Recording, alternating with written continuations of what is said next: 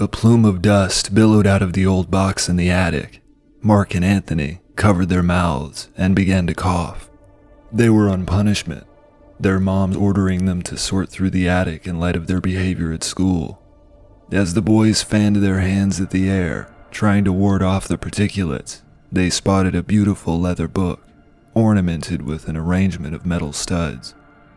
Anthony picked up the book, looking at his brother Mark for approval. Mark tilted his head in an interested demeanor, so Anthony began flipping through the pages. "What even is this?" Mark said. The writing scrawled onto the page appeared to be that of another language, one to which they were unfamiliar. Anthony felt a small gap in the book, nearly on the last page, where he found a pressed feather affixed to the paper.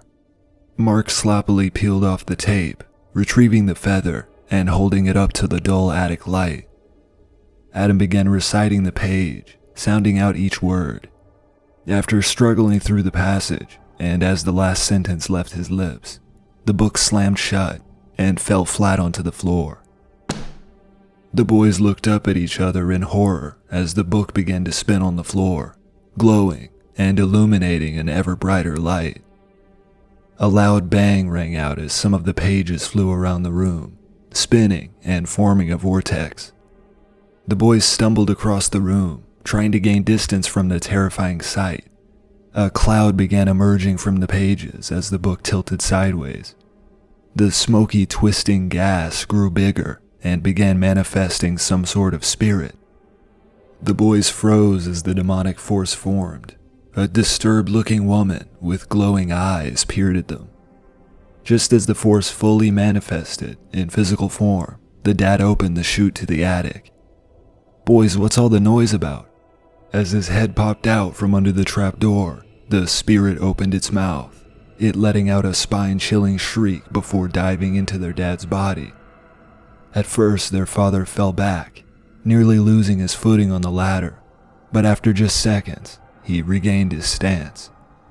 The father steadily turned his head around towards the boys, his eyes starting to glow as he slowly stretched out a smile. Mark and Anthony began to back up, still trying to comprehend what had happened. The father leapt the rest of the way up the ladder in some kind of superhuman feat and kicked the chute closed, his smile and glowing gaze still persisting. He ran towards the boys, knocking them into the ground as they clashed in a chaotic struggle. The boys punched and kicked, fighting off their demonically possessed father. Eventually, Mark managed to break free of the brawl, grabbing a lamp that had been left in the attic and bashing the father's skull in. They watched as the glow in their father's eyes began to fade, a feeling of relief coming over them as they shake their dad, hoping he wasn't dead. As the father slowly opened his eyes, he let out a groan, grabbing his head. What happened? The boys told him about the book, still laying in the center of the attic. Their father took them downstairs, trying to see if their mother knew where the book had come from. She cried uncontrollably as she tended to everyone's wounds from the scuffle, citing that she doesn't even read books. The rest of the day was filled with conversations on what to do with the book. The family didn't bother calling the authorities, too unsure of what to say. As the sun went down, the family went to their respective bedrooms, turning in for the night. The boys, still sore from their bruises, laid back in bed and fell asleep. When they arose, they both recalled the events from the day prior. Finally, some time had passed for them to reflect on how crazy it was, and they began getting dressed as they discussed it. When they opened their door, they both looked around in confusion. Usually their family was up long before them, cooking breakfast and conversating before starting the day. They rounded the corner, their parents' bedroom door left ajar.